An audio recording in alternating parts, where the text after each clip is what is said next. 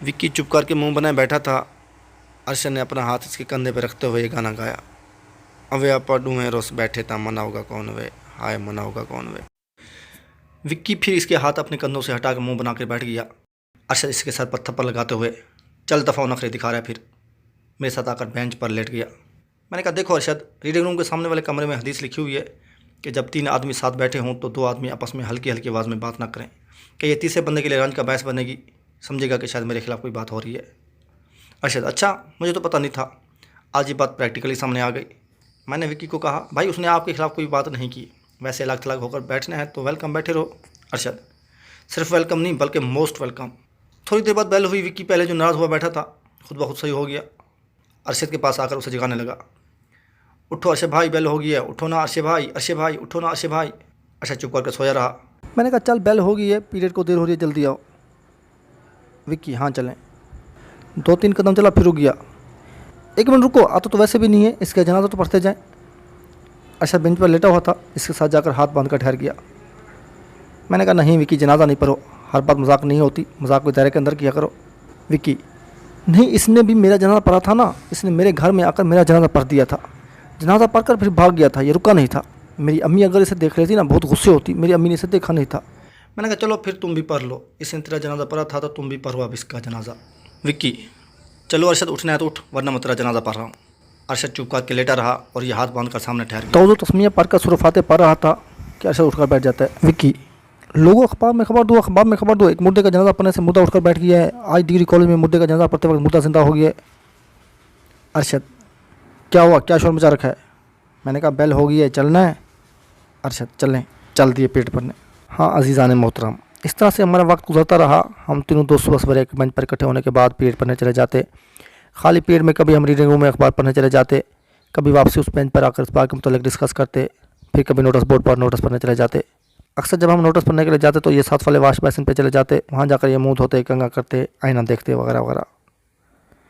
इनके पास में कंघा, आईना, एक शीशे की गिलासी जो पानी पीने के लिए इस्तेमाल करते।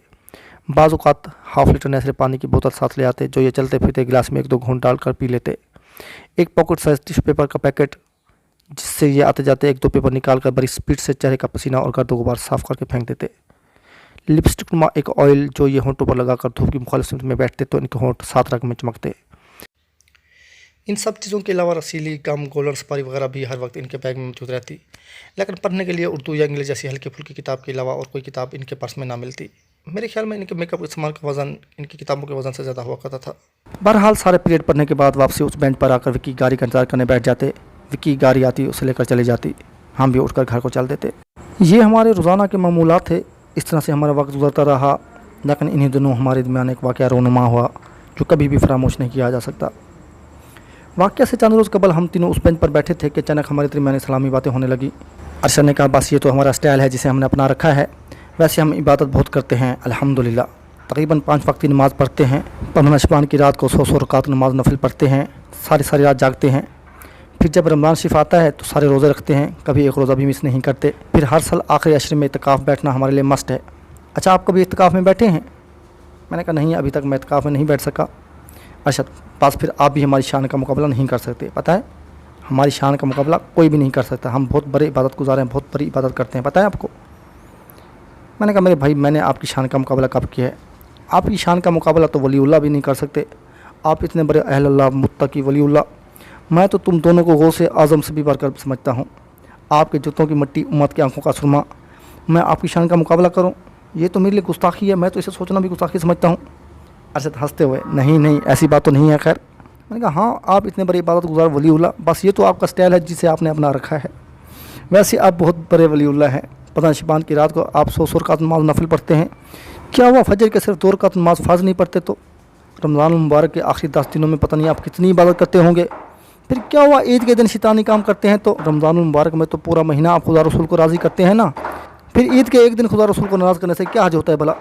ये आपने जितनी इबादत बताई है इतनी बात तो गौसे आज़म शेख अब्दुल कादिर जिलानी भी लगता है नहीं करते होंगे। अरशद शेख अब्दुल कादिर जिलानी तो करते थे, मैं तुम्हारी बात कर रहा हूँ, उनकी नहीं कर रहा। मैंने कहा अच्छा मेरी बात कर रहे हैं, मैं कुछ भी नहीं हूँ, मैं तो बस एक जनरल इंसान हूँ, और मैंने कभी ये नहीं कहा कि मैं ये हूँ या वो हूँ। क्या ख़बर अल्लाह के नज़दीक कौन सही है, आप या मैं।